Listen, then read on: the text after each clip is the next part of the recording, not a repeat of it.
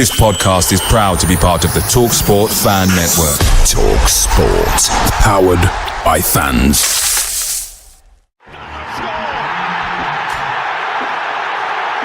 Styles with a save. To the second here. A classic counter-attack and gets White.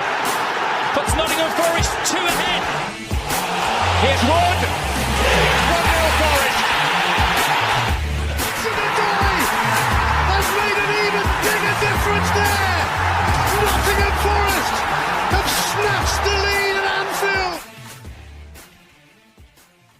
Hello, welcome to this edition of Red Side of the Trent during the international break as we all ponder whether what the heck is going on at our football club as there's emerging details that Sean Dyche could be about to take over, as Ange could be out within a matter of minutes, as you'd probably call it in football. Ross Wilson's gone to Newcastle. There's no new stadium plans, and then we've got a matter of Chelsea coming around the corner. I'm delighted to be joined by Mason Coy and Reiss Lane. Mason, how are you first of all? Yeah, very good. Thank you, mate. Thanks for having me on. Good. Reiss, are you well? Yeah, I'm good, mate. Yourself? Yeah, not too bad. It was good to do the Friday space we did on Twitter where I insulted you for watching a friendly against Wales and England were 3-0 up within about 20 minutes by the looks of it or whatever. So that must have been enjoyable. Elliot Anderson, good as usual. Reiss? Yeah, played really well, mate. No disrespect to us Welsh listeners, but yeah, it was 20 minutes of just that next level in quality, put them to the sword, and then it was arm's length. It's a friendly, and we're only not far into the season, so I imagine the players aren't overly wanting to extend or anything in the friendly. We just did what we needed to do. And thankfully for Wales, it's a good job we did that. Otherwise, it could have been a long night for them. Yeah, definitely. So we're going to get into the major part of it straight away, which is obviously this whole Ange Dyche thing. And Mason, you tuned in for a little bit on the space, but me and Reiss spoke about it on length with quite a few listeners and people coming in and that to join in on the discussion. I mean, how do you feel about it, first of all? Because it's the first time you've managed to come on and have a say on it on the podcast. Because I know you've been very against Ange since day dot, similar to Christian, I suppose, because you said you wouldn't have had him in your top 200 managers. Yeah, mate. I mean, I'm very mixed about the Dyche and Ange thing. I mean, at this point, I think I'm anyone but Ange. I'd take the Colton Town manager. I think I'd take the Gedlin Miners welfare manager over him as well, to be honest. It's got to that point, and I hate to say I told you so, but I told you so. I think it was always going to happen.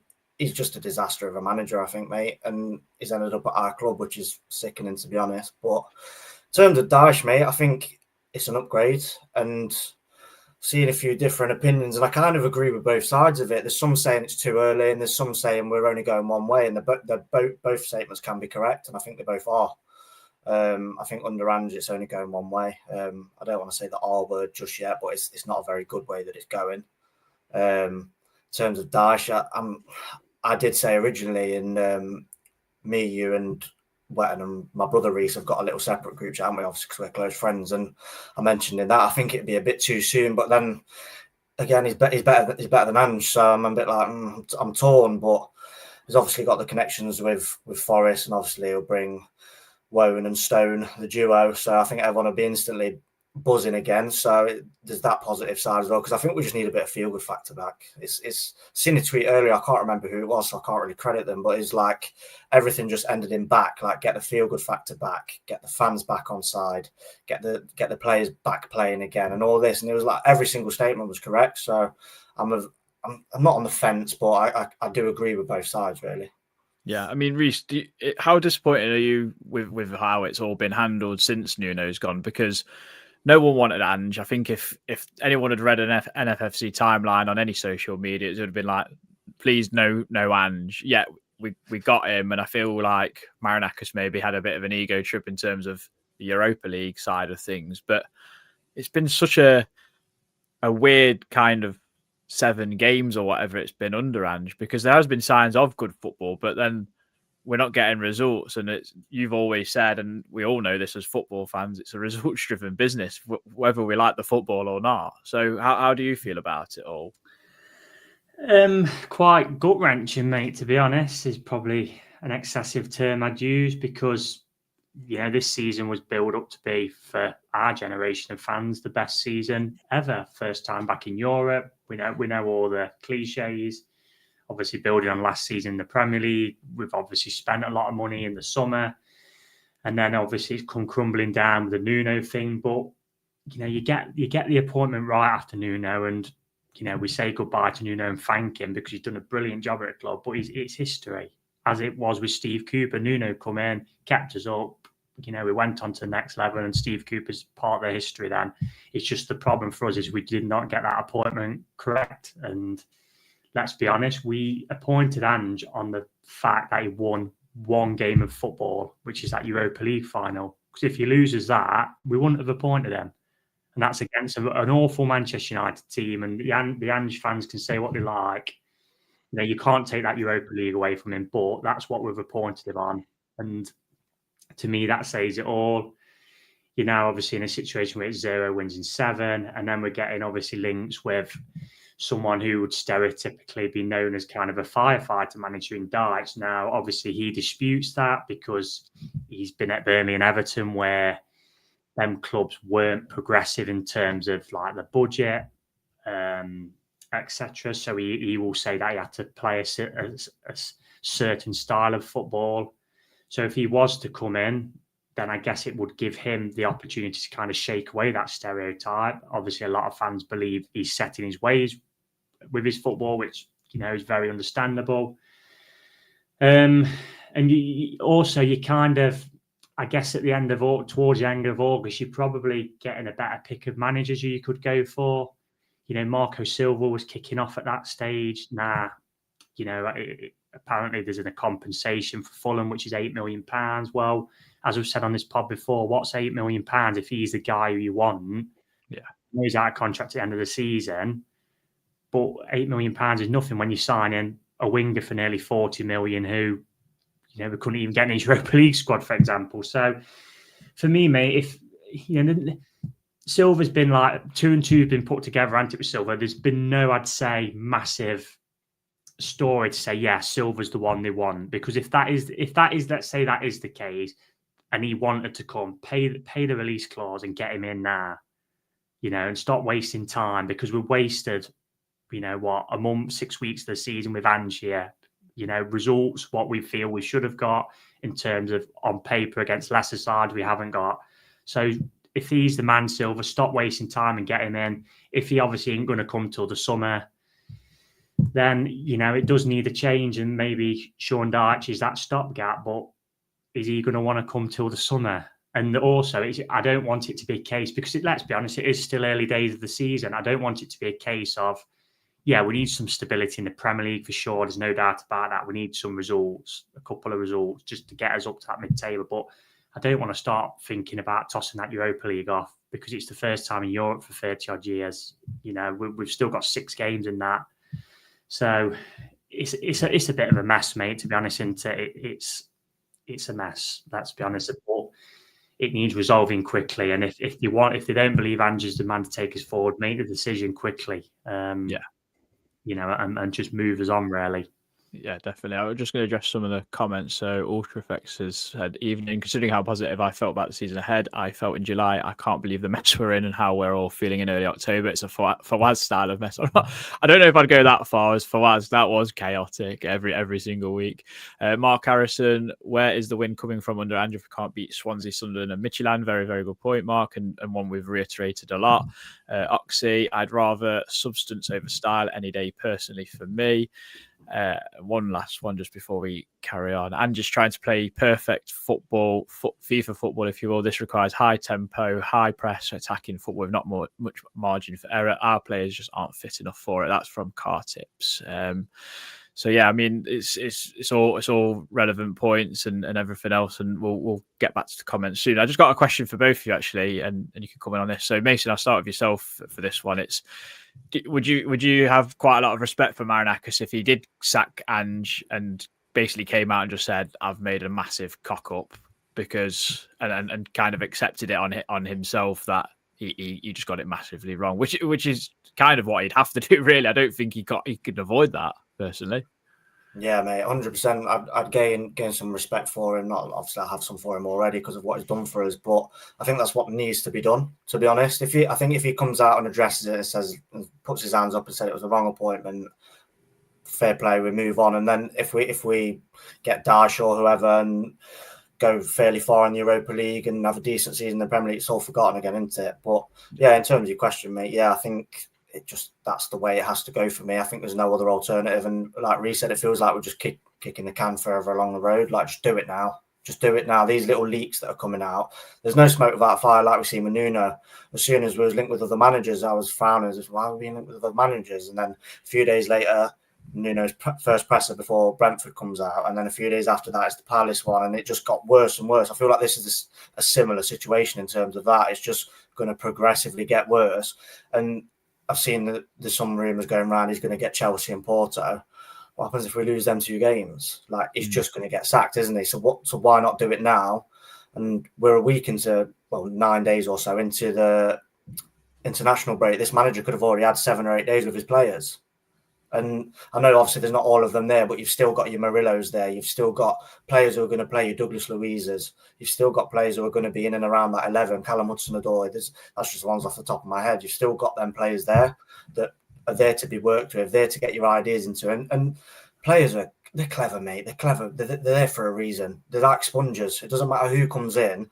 It's just they'll pick up little bits of information through one training session, through one video. Do you know what I mean? So for me, yeah, I think that going back to your question, 100%, that's what needs to be done, and that's for me the only answer. Yeah, I mean, Reiss, does this kind of remind you a bit like with Houghton, where he got was it Borough and who else was it? Cardiff, yeah, because I remember we were 1-0 up, didn't we? In that game, we lost 2-1. So does it kind of remind you a little bit like that in terms of what's going on now, even though Ange's had such a short period of time? Yeah, it does, mate. Yeah, it does. And like Mason just said, you're kind of just kicking the can down the road, aren't you?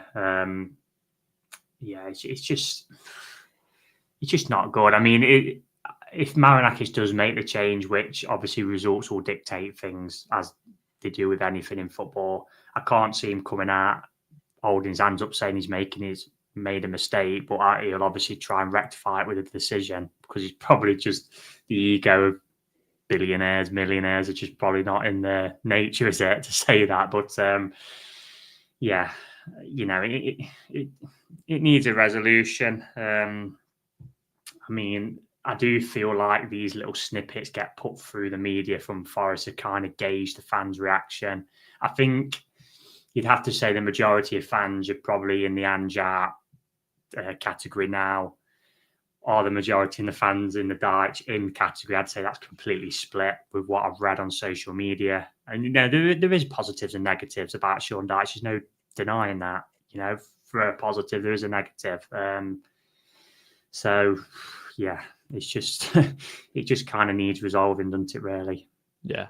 Football Pundit, which I quite like this comment, actually. We give context to Ange saying it's not 7 games, it's his last 60. Dyche has managed Ross squads with no spending and overachieved more than once. He might do decent with this talent.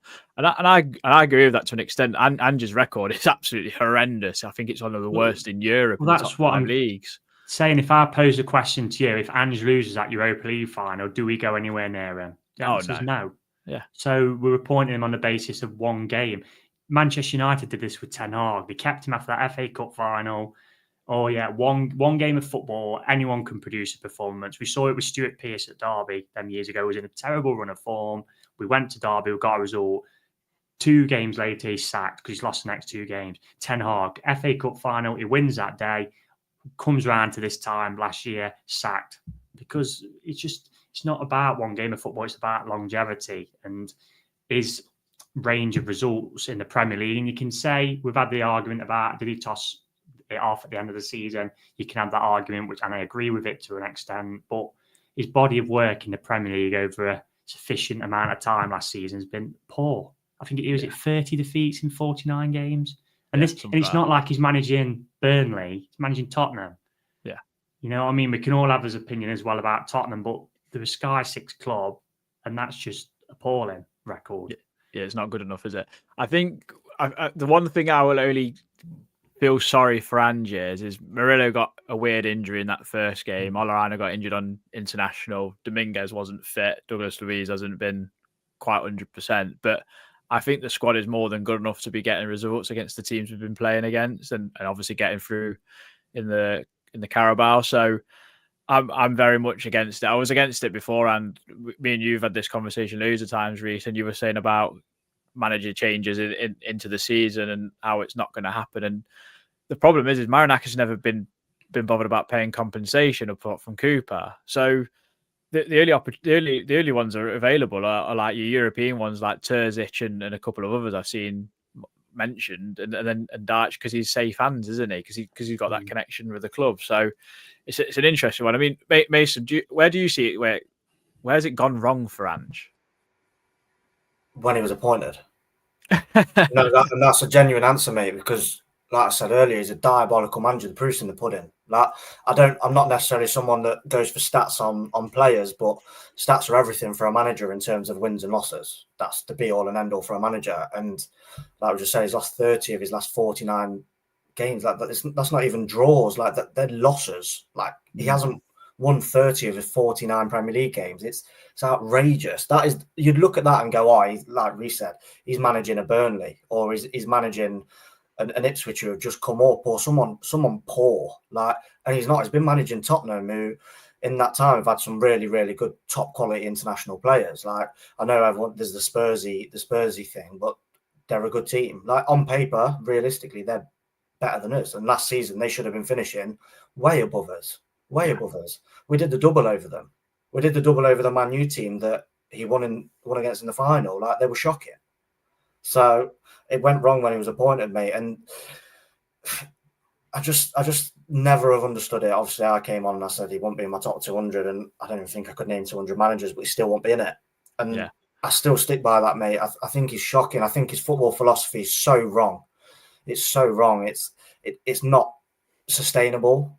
It's not even good. Like, yeah, we've played pretty football, but like I said earlier, the professional footballers, of course, they can play nice, intricate football. Just like, that's the thing last season that used to annoy me, when people were saying, oh, Forest are so one-dimensional. Do you know, if we wanted to unlock a team and play good football, we could do. We just didn't, because of how we set up. Like, it just really irritates me that, oh, Ange ball this and Ange ball that. And mate, give me anything ball over Ange ball. Honestly, it baffles me. And people can come on and say we're negative or I'm negative, and give me something to be positive about then. And I'm not going off 45 minutes of football with a Champions League level midfielder playing. I expect quality football.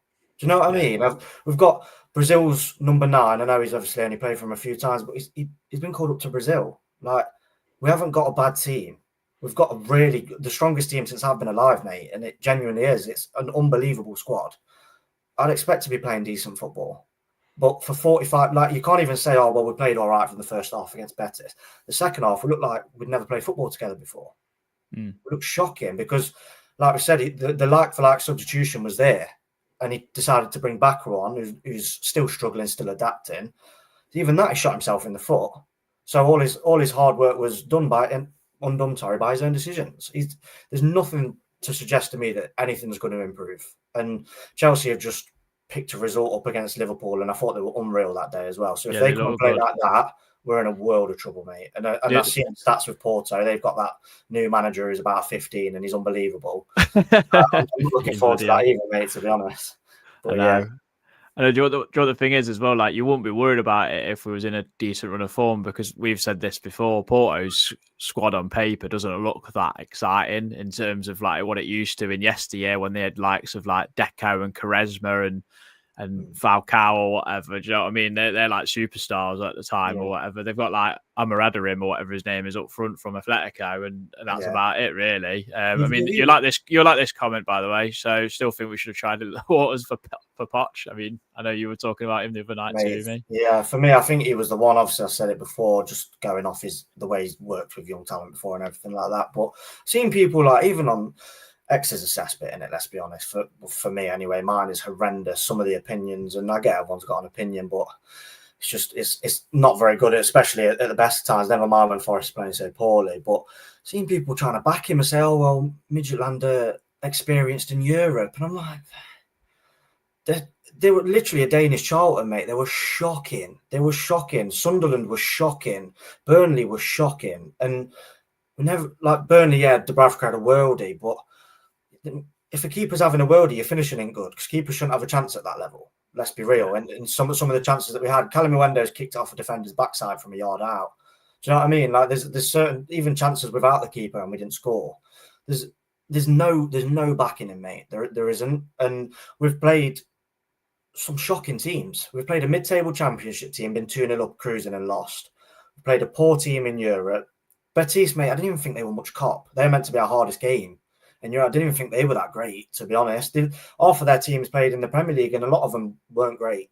They had Junior Firpo, who was at Leeds in the championship last year at left back. Do you know what I mean? Like none of them have been great. Burnley was shocking, like I said. Sunderland was shocking. And even Newcastle weren't great until they came out second half, and even then they were in second gear. Yeah. All they had to do was just put a tiny bit of pressure on, and we folded like a deck chair. And he's not improved any of our players. He's made them go backwards. Milenkovic looks a shadow of himself. The only one about the only one who looks any good. Yeah, I've seen Morato and Jair Cunha. And Jair Cunha, you could argue, played like that against Swansea. He's just a young lad who's good at football. There's nothing to do with Ange. Ange hasn't gave him any new superpowers in 3 weeks. You know what I mean? Like the players are going backwards, mate. And there's quite a few examples. Obviously, I know we have quite a few debates in our chat about Gibbs White gone backwards. He's gone backwards. Milenkovic has gone backwards. And you could even say about the injuries, like you said, Murillo and Aina. And mate, every squad in the league gets injuries. Yeah, they were starters last year, but like we said, Morata's been the best player. We haven't necessarily missed Murillo. Morata has been very, very good. If we'd have conceded every goal down that left-hand side and Morata is having stinker after stinker, you'd go, yeah, fair play, you ain't got Murillo. But Morata has been really good. So you can't even give him that. Right back's a bit of an issue because Savona doesn't look ready. But even then, he's still okay. He's shown glimpses. And try and tell me if Sean Dyche got that back four, we play the way we have done. There's no chance on earth, mate. And I'm not even all in for Dyche. So yeah, I think with Dyche, I think you know what you're going to get, don't you? You know you're going to be solid. His Everton teams were solid, and I think like what a lot of people forget is you got that Burnley team who spent, I think like the highest fee they spent was probably about 3 million on Jack Cork or Ashley Westwood, and they got into Europe and like playing 4-4-2 utter woke nonsense football. Do you know what I mean? And Everton would have got 10th if they didn't get those 2 point deductions. I think like he gets a lot of stick because of maybe his persona a little bit and like how he maybe looks, I think, and how he talks. I just think there's a lot of people doing him a little disservice. And if he comes in, I'll back him. I wanted to back Ange, but the evidence is there, like you've just said, Mason. The proof is in the pudding. How many games has he lost is an absolute farce. And yeah, I just think, yeah, get Stone and Wone in the team. We need a free kick specialist. Ian Wone might actually score one because just absolutely diabolical from him as well. But I think, is there anything else you want to add to the conversation, Reiss, for this topic before we move on? Yeah, I mean, he lost the fans, really. The Sunderland game was the one, wasn't it? Because you obviously, I agree with Mason about Betis. I didn't think there were no great shapes. We should have finished them off in the first half, but we didn't. And, you know, at the end of the day, we got a point, which for a team who's been out of Europe against an experienced Betis side was a decent result. But you obviously seen positives in his play. And then you're wanting to build on that for the Sunderland game, and we just didn't. And then you're thinking, Jesus, yeah, it's a Premier League, it can happen. And then you're thinking, Midtjylland at home. You know, they played Monday night. We were playing Thursday night. They've had to travel. They've got 150 fans they brought. Everything's kind of in our favour. Packed out City ground, the atmosphere pre-kick-off. You know, and then we just put out that performance. Can't even win that game. So, I mean, when you can't, and people are right that Midtjylland are a bit more experienced European team than us, but look at our squad compared to theirs and the money we've spent. That's why they were 8-1 and we were 1-3. That's, you know, we should be beating them. Not saying we should be going out there and battering them 7-0 or something like that, but we should be beating them a couple of goals to nil and controlling the game. And to concede 3 against them and lose is just pathetic, to be honest. Yeah, I've got so Jackie Howarth's got a question. I think I think we could all answer this, but is the panel 100% for Dyche? And I'm going to start us off. I'm not 100% for Dyche because if it was my choice, it's always been Marco Silva, Glasnost, Areola. But Marco Silva would probably be the most gettable, I think, out of the three, in my opinion. He's always been someone I've admired, if not someone else that's got European experience and can come in and actually manage a team and be adaptable. That would be my choice. I would back Dyche if he comes in because of everything I've said about the connection and what you're going to get from him. But I wouldn't want him 100% if it was my choice. And I think you guys would probably feel the same. Would you not, Reiss? Look, people can say, "Oh, fans haven't backed Ange, etc., etc." We're filling out home stadiums, we're filling out away ends, we're filling out allocations in Europe. I booked my trip to Graz this week in the knowledge that Ange still could possibly be the manager. So that's backing the club and backing the manager and the players by spending my money, following this club around the country and into Europe now. Look, and like I say, I'm in the Ange category. And I do think he needs to go. Am I 100% for Sean Dyche? No, I'm not 100% for Sean Dyche. Do I think he's a better choice than Ange? Yeah. But it's like, it's difficult. I said this on the last pod. It's difficult as a fan because you don't know what's happening behind the scenes. You don't know what the budget is. You don't know who's available. You don't know who wants to come. Now, if you had all that in front of you, you could pick, couldn't you? Like, if Marco Silva wanted to come, for example, and the money was there, we'd all say, yeah, go and do that ahead of Sean Dyche. But we don't know if that's the case. There is obviously other free agents, managers, but a lot of them have only managed on the continent, so we're not sure how it's going to translate to English football. I guess Dyche would be probably a safer pair of hands, wouldn't he? And like I said earlier, it gives him a chance to kind of knock some of these stereotypes. And he might not do that, but I think at least he would get us organised, and your likes of your Milenković's then would feel a bit more comfortable. And because we can't let it keep carrying on. And look, who's to say if we do change manager that we'll get results out of his next 3 games? They're all very tough games. There was the games where we feel we should have got results out, not guaranteed, but favourites for, have kind of gone. And now, again, as I've said on another pod, we're going to have to pull rabbits out of hats now. Because like Mason said, Chelsea beat Liverpool last out. They're going to be on a high. They're going to be favourites on Saturday. Bournemouth are definitely going to be favourites at their place because you could never beat Bournemouth. Porto's probably a 50-50 game because they're coming to us, we're the Premier League side. So yeah, it just needs resolving either way. But I wouldn't say I'm 100% for him, but do I believe he would be a better choice than Ange at this moment in time? I'd say yeah. Yeah. Mason? Yeah, I'd just basically mirror what Reiss said. I'm not 100% for him, no, but like I said earlier, I think I'd take anyone above Ange at this point. Anyone who knows remotely what they're doing, to be honest. Give us a bit of an identity, give us an identity that's worth playing, not Ange's identity. Yeah, 100%. 80%, I'd say, and I'm over Ange. I'm lost for words. I literally am, because I'm so deflated about the whole situation. It's mind-boggling that we're in this situation. It actually is. And I've said to you guys, I don't want any personal accolades for this or anything. I'm saying this from my love of Forest. I'm not pumping any of my money into this club until he's gone, and I don't want anyone to be like, "Oh, well done, you're great," or "You're less of a fan than me, mate." I'll still be supporting the team. I'll be watching from home. I just think personally, I don't want to put any of my money into the club. I left the last 2 home games drained, physically drained, and not upset. Upset's the wrong word, but I was walking across the bridge thinking, I haven't felt like that since League One days, and I can vaguely remember them. I'm too young. Do you know what I mean?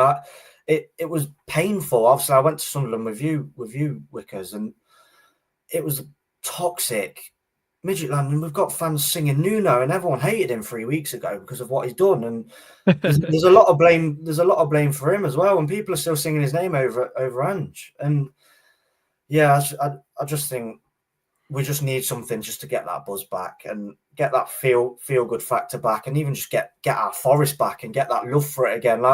Even the way we sang, I'm not necessarily for Muller Kintyre in second half, but the second half of singing Muller Kintyre against Midgetland was a disgrace. I was embarrassed to sing it because I sounded like a bunch of blokes who were drunk at the pub, slurring the word City Ground, and I was like, oh mate, I can't, and I'm almost embarrassed, like genuinely. And put TalkSPORT on every day, and they've got blokes who I don't even know, like Hawksby and Jacobs, and they're absolute morons, and they're ridiculing our club, and I'm just like, I can't do it.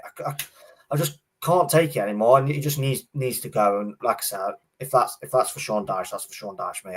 I'll back him 100%. And like I said, I did back Ange. I was all for it. I was putting up the Ange ball in our group chat and everything, but soon quickly realised, like Reiss said, after I'd been in the stadium for Sunderland and the European game, I was like, well, this is bad. It's not even worth backing at this point. It's not. Mm-hmm. You shouldn't have Muller Kintyre second half. No, it's a pet hate of mine. It's a pre-match anthem. Every other club has a pre-match anthem before the game. Imagine if Liverpool rolled out, you'll never walk alone. Yeah, you belt it out once. You belt it out once. It's brilliant, and that's it. But Mason's right as well. You look on, a lot of it's like water off a duck's back for most people, including myself. But we've become a bit of a laughing stock, haven't we? I've had people like you're typing about Forest, obviously putting the Forest hashtag and trying to keep in that community of Forest fans. You're getting fans from other clubs. How have you gone from this 6 months ago chasing Champions League to this? And we just turned into a bit of a people quote tweet in the article, obviously, about Dyche and saying like, karma for Marinakis. But that's what you get. That's what you get with appointing and the media scrutiny, and people can argue, and I agree with them to point that it probably does go a bit too much, but that's what you get because it is that to and fro relationship between them both. It's always back and forth at one another, So yeah. Well, just last comment on it before we do move on.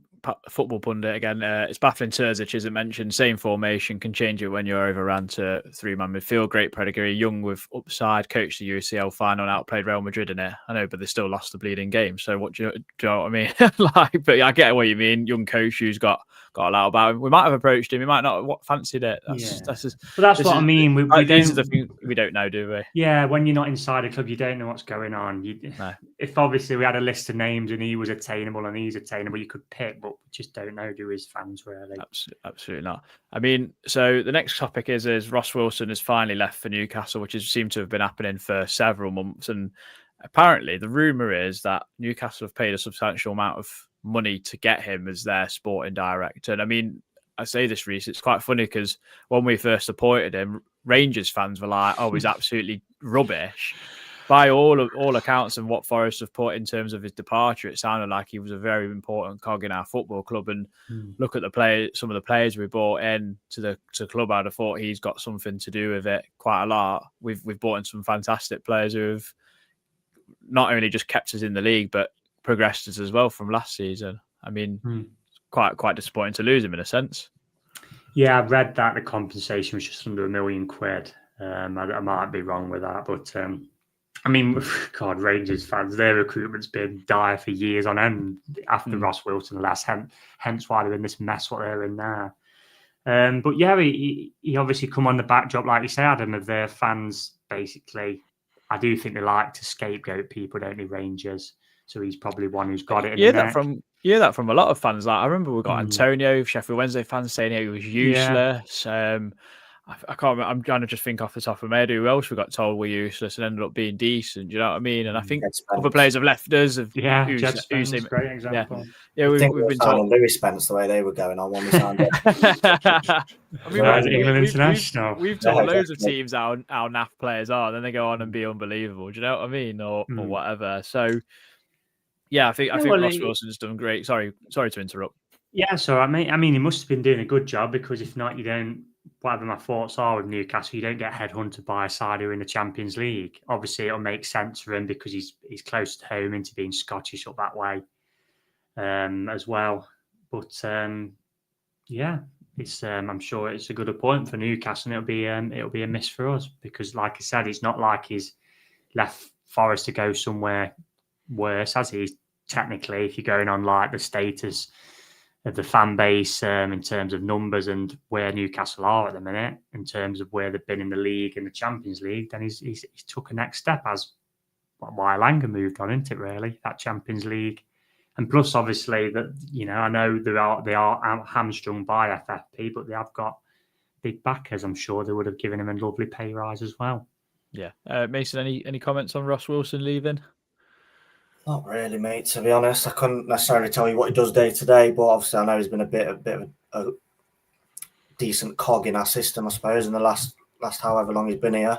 Well, I seen an article the other day saying about how composed he is, and he's got a great head on his shoulders and stuff like that. So I think in a time like this, he'll probably be missed. To be honest, I think if this was in the middle of last season, I think would have been it is what it is. But I think now it could potentially hurt us a bit more. But apart from that, mate, I don't necessarily have much to comment on it. Really, I think it's one of them. You've just got to get somebody else in the role now, haven't you? And hopefully does a decent job like he did. Obviously, touched on them. Rangers fans slated him. The amount of times we've seen that happen, that's football, mate. Someone could be shocking for another team, but then go in and people get the best out of people, don't they, in certain situations? So yeah, hopefully we can do that again and go again and get somebody else who does a similar or better job. Yeah, we've got friends coming in who are hopefully going to get on the pod when we play Porto. So an English view on Porto. Good evening to the panel and the chat. So good evening to you. I hope you're enjoying the turmoil that is Nottingham Forest. Next topic is obviously going to be about the stadium. I say obviously like everyone knows what we're to be talking about all the time, but obviously an article come out recently basically stating that actually there's going to be slightly different plans for the Peter Taylor stand. So I think it's from The Athletic. So among sweeping changes, however, the club have been exploring alternative proposals to remove the roof of the Peter Taylor, then build over the existing structure to turn it into one of the biggest stands in English football, tripling its number of seats to 15,000. To put into context, that would be 1,500 more than Chelsea's largest stand at Stamford Bridge. The new stand would be 58 metres, which is 190 foot tall, whereas the previous application proposed one of 38 metres. At the same time, Forest wants to fill in the corners of either side of the Trent end, joining it up with the adjacent stands to provide around 5,000 more seats. So, I mean, if that's going to be the case, I mean, that's great news for more fans, though at the moment, I can't see us meeting the capacity at the moment. I don't know if we're in that demand, are we, Reiss? No, not while the current football's happening anyway. Well, no, you can't fault the ambitions of Mr. Marinakis, can you? Because, God, that main stand's needed. God, knocking down ever since I started supporting the club, probably in the late 90s. It's I know obviously like Matt, who comes on the pod, sits in there, and I sit in there sometimes in the cups and that on years gone by, and it has got history, but it is an eyesore, mate, and it does let the stadium down. I mean, the rest of the stadium, I wouldn't say is massively modern, would you? So that definitely isn't. So yeah, it's definitely needed. Hopefully we can finally get it off the ground. The capacity, look, I would have said personally that Forest would have been fine with a 40,000 stadium personally. Again, you can't fault the ambition of the chairman and the owner, should I say. But if obviously they are going ahead and making it more of a 45,000, then it comes down to pricing, mate. At the end of the day, it comes down to pricing. Obviously, it will give more chance for people to have season tickets. But yeah, it does fall back on the pricing because, what was it, 70 quid to sit in there against Midtjylland, and you are going to watch Forest, like we said on the pod, but it is a lot of money. It's crazy. Nottingham's, it's a working class city and it isn't London. It's not like we're not, with respect to us, at a Sky 6 side. And we don't want to get to a stage as well where, we're selling out for just, let's say, the big hitters coming to town like your Liverpools and that, and then you're spotting pockets of Liverpool fans and that around the ground who are from Nottingham, because they're everywhere, these big six fans. And you also don't want to get up to a point where you're thinking, to fill it, we're going to have to give an away side 5,000, which is just bloody ridiculous as well. So, yeah, I'm all for the plans, mate. We need some modern facilities for sure. Can't fault the ambition, but if obviously it gets off the ground and this is the capacity that they want to go to, I just hope they can get the pricing right for fans, really, and not because this stand is for the next generation as well. Really, you don't want to price them out. Yeah, I'd worry, and I also worry about Nottingham's treasured Colin Frey going up them that scaffolding or whatever he's got to get to. He'll probably be delighted. I know, but I just wonder like where he would go. Obviously, while that work's happening, sure. Like if the roof's come off, like blimey, the headwind would be horrible. But I think they'd obviously keep the stand operational, wouldn't it? And then it'd be similar to that. I know they got Anfield, didn't they? Yeah. I know. Pod contributor Danny Wetton worked on that project. He'd probably be able to tell us a bit more of how it worked. To be honest, so that'd be quite interesting. Mason, are you happy with that? What's your opinion on it all? Yeah, I think you can only really be positive about it, can't you? Really, like Reiss said, it'll be modern. It'll look really nice. And yeah, the main stand at the minute is pretty poor, and it's lacking quite a few things. I think hot water's the main one in it, or something like that. So yeah, I think obviously I usually sit opposite it, so I always have to look at it, and I do think sometimes it does let us down. I always like to look from an away fan's perspective as well. Like even the 20 Midgetland fans who came the other day, I looked and I thought, I wonder what they're thinking. I wonder whether they're looking at this and thinking this is great or this is poor, or do you know what I mean? But I think the one thing that would let us down in that sense is the main stand. So yeah, I think they said they want to fill the corners in as well at the Trent end, don't they? And make it look a bit nicer. So now I'm all for it, and hopefully it means I can get a season ticket and upgrade my pro membership. So then I'll be very happy then. But hopefully not under Ange. Yeah, definitely. English view on Porter's asked which part of the stadium. So this would be the main stand where players come out of and where like all the media, Marinakis sits. He's got a lift that goes there. He'd have to get a super lift for that, 198 feet or whatever it is, bleeding neck. Yeah.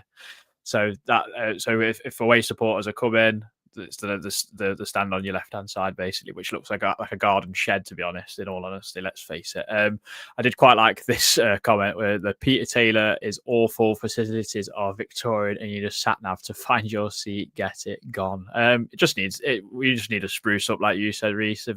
We're a Premier League outfit, and we like to keep it that way with upgrading the stadium. But we will move on. We've got a little matter of playing Chelsea on the lunchtime kickoff on Saturday, and a tough game because they're in good form. They beat obviously Liverpool just before the international break. They have got a series of injuries, especially at centre half. I think Levi Colwell's out, Tosin Adebayo's out. I think Trevor Chalobah went down in that game, or was it Josh Appiong or whatever his name is? I can never say his name actually. So yeah, they've got a series of injuries. I think Enzo Fernandez and Cole Palmer might be out as well. So there's opportunity there. It's just whether we're going to take it. So, Mason, how are you feeling about Chelsea coming up on Saturday?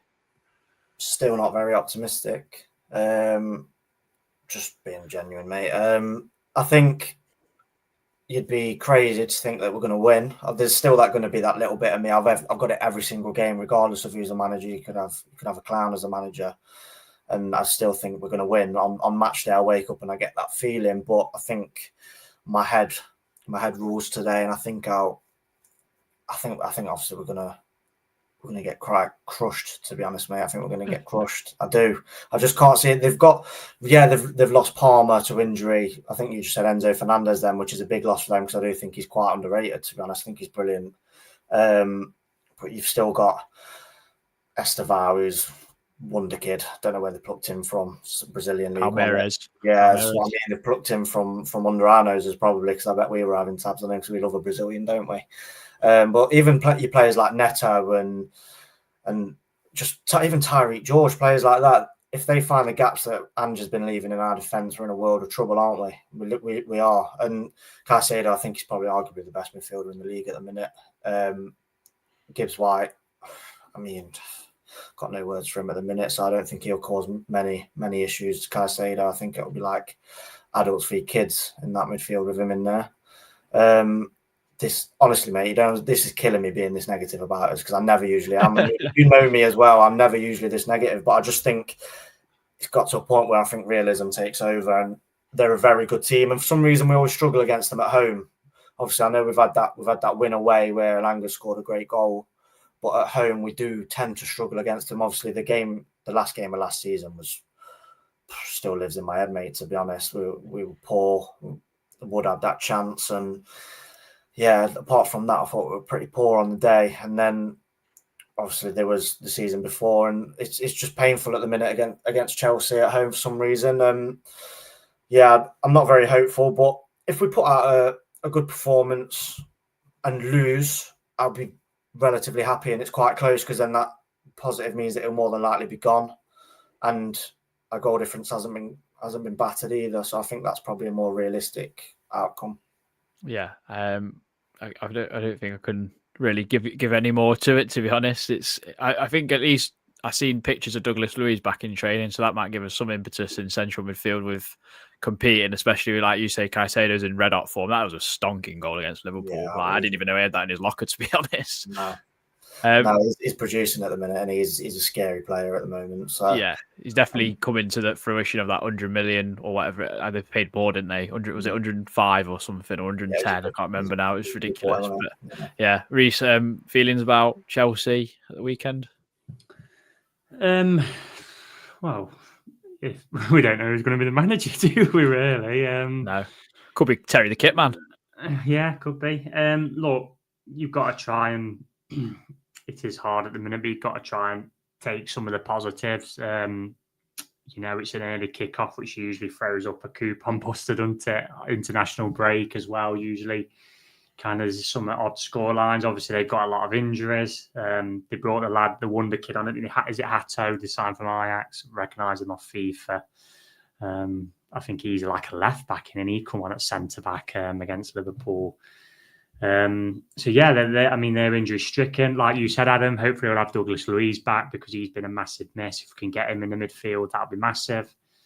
Murillo the same, as well, as good as Morato's been.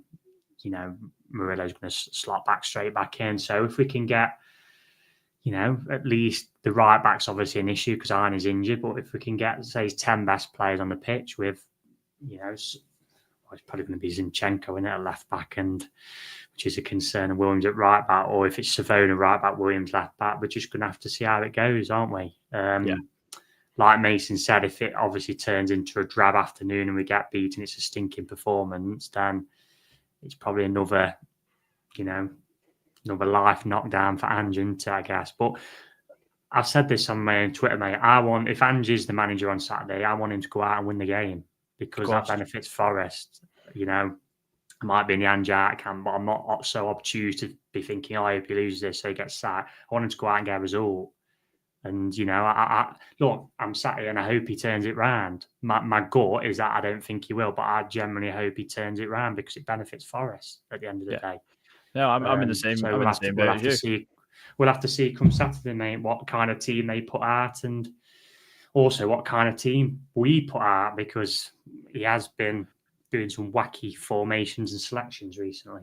Yeah, well, I've said this on the space actually. Like, he's played about 6 different formations within game or whatever. He's played 3-4-3, 5-3-2. I see 4-4-2, 4-2-3-1. I've seen. He's tried everything and he's chopped and changed. And I think we said on the space, if he'd played 4-2-3-1 for 7 games and only changed like 2 or 3 players a game, it'd probably be a different matter. But it was the Michelin game, mate, when he changed it. It was just so strange. Matched them up, didn't he? Weird. Like, why would you do that? Though? Yeah, we're meant to be on we're the 1 to 3 favourites. I know I keep saying it. We should be on the front foot at home. Just honestly get 2 wingers at their fullbacks, because they won't like it. You know what I mean? And yeah, it's just obviously tinkering too much. And like we said last season, we said this, didn't we, Adam? You need some, you need some consistency. In your selection as well. Just like even the Sunderland game, the selection where Igor Jesus was on form, he'd scored 2 midweek and then he got dropped, and just silly. And even like we've debated this in his group, but like dropping Gibbs White for that game, because I actually thought he played well at Betis first half, hence why Firpo got dragged off, because he was murdering him. He dropped him, and I know Gibbs White's not been at his best this season, but he is the talisman. And when it's a game you're thinking, yeah, we should be going out and winning this, play your best team. And if it isn't working, then you bring on your so-called, finishers, as they say nowadays. It's just not helped himself with and I do feel for him with the Aina one, but he's not helped himself in other areas. Absolutely not. I'm in the same boat as you guys. I just think it's going to be a tough afternoon, but I think we've got the players to go and cause get a result. That's I wouldn't say I'm not going to say cause an upset because we're a Premier League side, and on our day we can beat anyone apart from bloody Bournemouth. So I think we've got it. Yeah, I think we've got it in us to beat Chelsea, and I'm with you, Reiss. Mr. Blobby could be our manager. I wouldn't care as long as we win football matches. Do you know what I mean? So I'm definitely in the same boat as you, and if we can get a result against Chelsea, then brilliant, because we are a little bit behind, but we're only a couple of wins, and we're like the top again. You're talking like you're going to chase Europe again with 2 results if and other results go your way. So all is not lost. The season is very much salvageable, but under Ange Postecoglou, like you say, in our guts, it just doesn't feel right. And when your guts always is right a lot of the time, but. Yeah, I think we're going to end it on a bit more of a happy, chirpy kind of way, because Reiss Lane has got a quiz for us. Yes, well, some type of quiz. So explain to it's only a small one. Minions. So I'm not sure how many of the listeners / viewers watched the quiz show on BBC called Who Dares Wins back in the day. It was with Nick Knowles, and it was a really good concept. So they gave you like a subject, and then there'd be like so many answers for that subject. So let's just say X subject and there's 20 answers. You then bid on how many you think you can get. Yeah. So I'll read out to you what the subject is. So there's 3 rounds. So we'll either have obviously 3-0 whitewash or probably a 2-1. So round 1, and this all ties into the game week as well, what we've got coming ahead next week. So round 1 is opponents by country of origin that Forest have played in Europe. So if we haven't played them yet, then they don't count. So there's 13 answers. So are you saying like country? So teams from different countries. I'm saying Uganda. I know it's not going to be them, but right. You know what? So a team that represents a different country. Yeah. So how many we played? So. What number are you going to give me to see how many you can guess? Am I going first? Let Mason go first. Of bidding. Yeah, I'm not going to go very high. I'm not going to lie, lads. Last time I was in Europe, I don't think I was born, so I'm going to go 4. 4, Adam. 5. So you up to you. You can either bid high or let Adam name them. No, I'm going to let you name them, mate, because I don't want to embarrass myself, to be honest. Okay. So just to clarify, Reiss, it's the countries. Yeah, correct. So Germany for Hamburg. Yeah, and Bayern Munich. Yeah. Sweden. Yeah, for Malmo and Osters. England. Correct, for Liverpool. Spain. Correct, for Valencia and Real Betis, obviously. So one Denmark. More. And Denmark for Michelin. Yeah, that is correct. Could you name any more? Any of the other 8? France. France is correct. Auxerre and Lyon. Belgium, yeah, Anderlecht. Another 6 you've got. Another 6. I don't think we've played anyone from Portugal, have we? Or one of the other Scandi teams. I bet people are like losing their marbles. Put in on the comments if there's any guests in the comments. Got 6 countries left to name. This is a good one. I'm trying to think, because obviously we're back in like the 80s and who we played in the 90s. I can tell you Portugal's would be wrong, and there's also no Scandi nations left in there. No more Scandi teams? No. I'm trying to think if we'd have played like Red Star or someone like that, because they would have been good, or Romanian team or someone like Stauber. Romania's in there, which is RGS Patesti. Oh, really? Would we played a team from the Netherlands? Surely we played PSV friendly. Yeah, but that don't count. But we have actually played PSV in Europe and Ajax. Someone's saying Grasshoppers. Is Switzerland one then? Switzerland's correct with Grasshoppers Zurich. Yeah. Greece is correct with AEK Athens. Yeah. 2 more. 2. Yeah. I don't think I know anymore. I'm trying to think. Give you Czech Republic. Or you just no. Most famous player I can think of from this country, Horacio Stojkovic. Oh, Bulgaria. Bulgaria, correct. CSK Sofia, and the other one very close to home. Oh, Scotland. Scotland, correct. Celtic. Yeah, I was going to say. Yep, so they're the 13. So obviously Portugal will be a first time.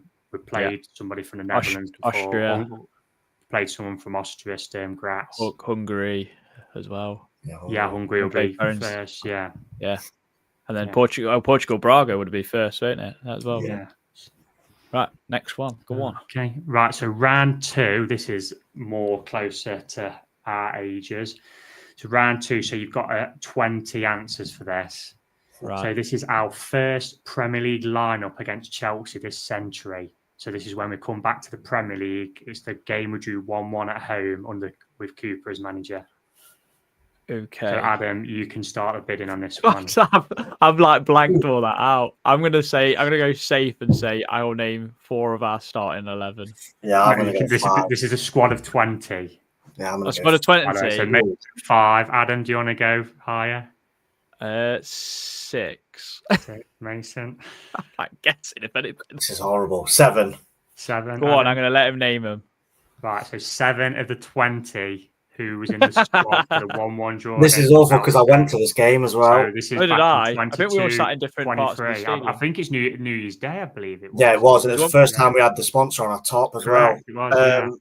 So what is it? 7 you've got to name? Yeah. So Serge Aurier scored, didn't he? Correct. 1 Niakate is wrong. I'm in a world of trouble. Kiate?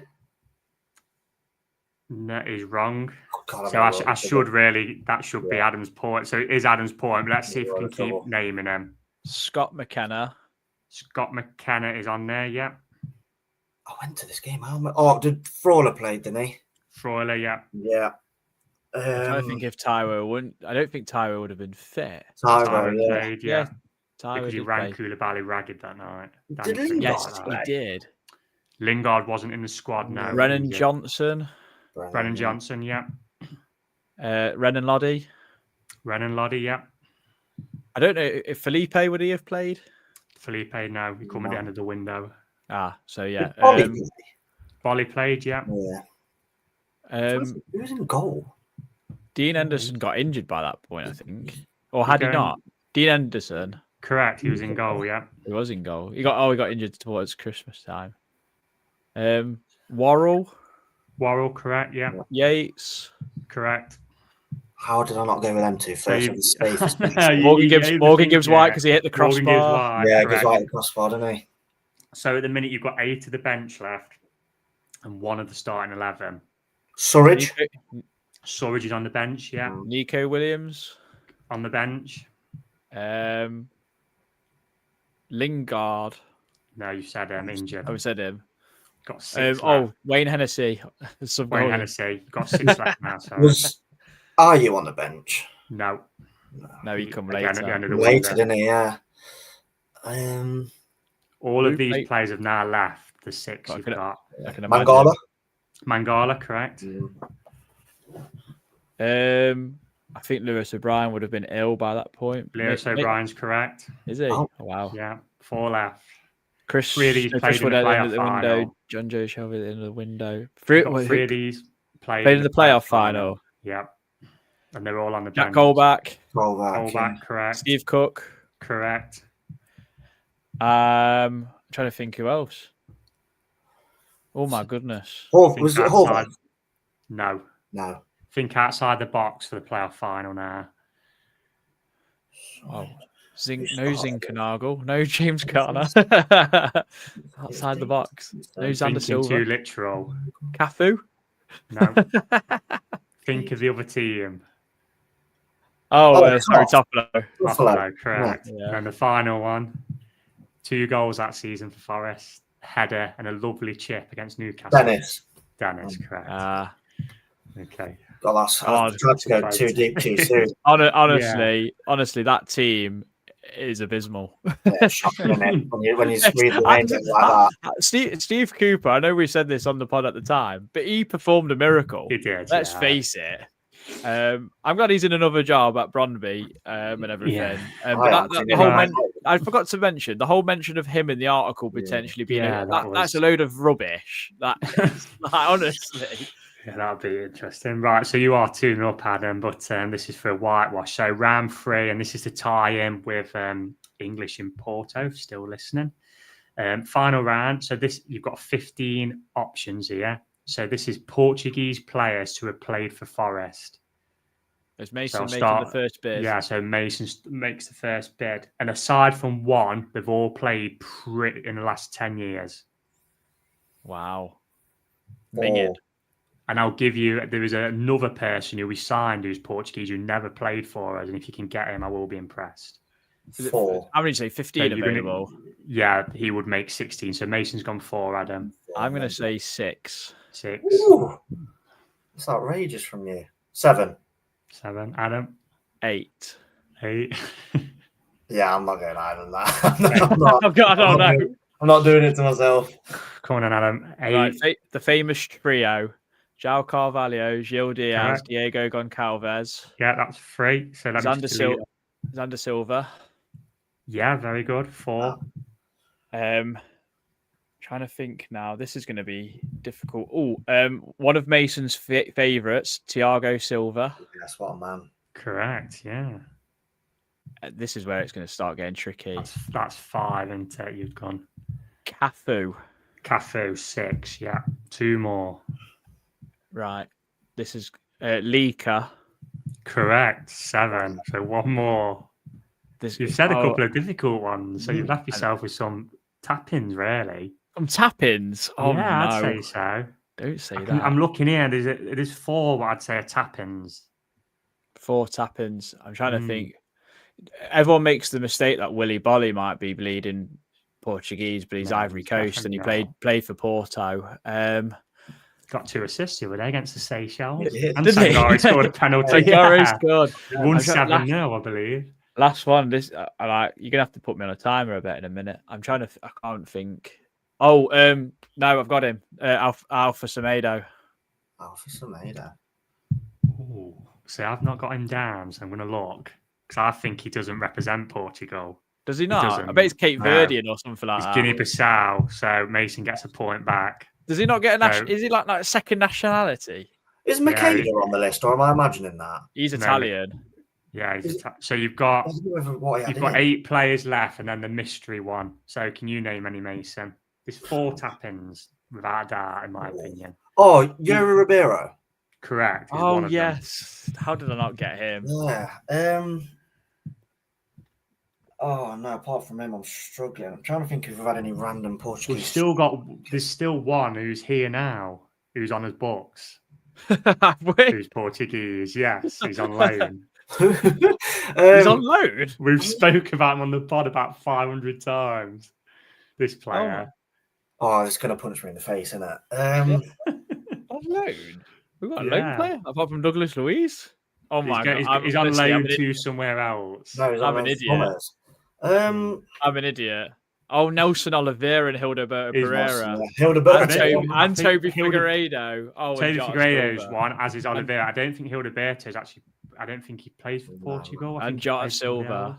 Jota Silva, yeah. But like Hildeberto Pereira is like Portuguese born technically. It's like Matty Cash saying he's Polish when he's not. He's like from High Wycombe. that he's Polish now. So you've got 4 more. Do you want me to list the other 4? Yeah. So I said Toby Figueiredo, Hildeberto, Jota. So you've got Baba Fernandes. Did he? Oh, yeah, he made one appearance in the cup, didn't he? And I've got that shirt. I've got his shirt from that game. Have you really? It's in there. Yeah. What a collection! It's in the Nuno Tavares. Oh my god, that is. This is one of the older ones. So this is late 90s. Hugo Porfirio. Oh, I know who that is. Yeah, someone who very recent but forgotten about. Rodrigo Ribeiro. Oh yeah, striker. I feel like Alpha Semedo. I'm going to look up Alpha Semedo right now. Mate, it says on Flash Score. Do you know the mystery one who was signed and never played? Oh, so it's Teixeira. Teixeira, yeah. Well done. Oh yeah, please. Oh yeah, you are right. Fair enough. I take it back. Oh, I thought I'd done. I was so smug about Alpha Semedo that I'd plucked that out of the air. They'd not even play for Portugal, not even Portuguese. I felt like he represented them at youth level. Mason, to be fair, I thought I went to watch us in pre-season when he played, and I thought we'd sign an absolute world beater in all its glory. I can't believe Bruno Fernandes ever played for Forest. Little I wish he had played for Forest, mate. I know. Yeah, I Well, can remember when we signed Alpha Semedo. I watched him in pre-season. I thought, wow, he's a world beater, and then he turned out to be absolutely atrocious. do you know that goal he scored against Swansea, where Swansea, Grabban ran the length of the field, and he just come out of nowhere? I was like, oh my god, we've signed an absolute baller. And then, His like, best game, disaster. Semedo, was the Derby Cup game at home because they played like loads of young lads like that, and he just knocked them off the ball every time. Yeah. He just bullied them. Well, that was a great quiz, and Mason would have got a whitewash if I weren't so smug. And those were tap-ins. They were tap-ins. That's all that matters. They were proper tap-ins, but I got a moral victory in the end, so it's fine. Anything else to add before we finish, guys? I think that's good, mate. Yeah, well, we've had 640 people in here, which is astonishing for a Sunday evening. So if you can drop us a like and a subscribe, that would be bloody lovely. We do have membership on Patreon as well. If anyone, like audio listeners, if people can't make the streams and stuff, it's £1. There's no intro, no adverts for those who do get sick. We do get messages that there's too many, but unfortunately the pod we need to pay for the pod to do like StreamYard and all that sort of stuff, and if people want equipment and whatnot, so that it goes to all that, so it's a good cause. But thank you very much. We'll be doing Chelsea preview in the week with the resident Chelsea fan that we have on every season in Dave, Christian's mate. So that will come to you this week, and then game on Saturday. Hopefully something positive to talk about, because it's been bloody miserable. We keep getting told we're miserable, don't we, Reiss? Especially on YouTube, miserable buggers apparently. But I'm not going to sit and happy clap for the sake of it. I'm sorry, everyone. Hey, we're the thing is though, mate, we're there, aren't we? Every game and that. So, like I said, for me sins, I've just bought, all the bits and pieces for Graz this week. So yeah. Yeah, Jackie's put great quiz, Reiss. Lovely squirrel, Jackie. As if you're a Friday Night Dinner fan, then you will get that reference. But no, thank you very much for joining us. If said everything about subscribing and everything, it's all free. Unless you want to be a member, obviously that will help us. But until next time, come on, you.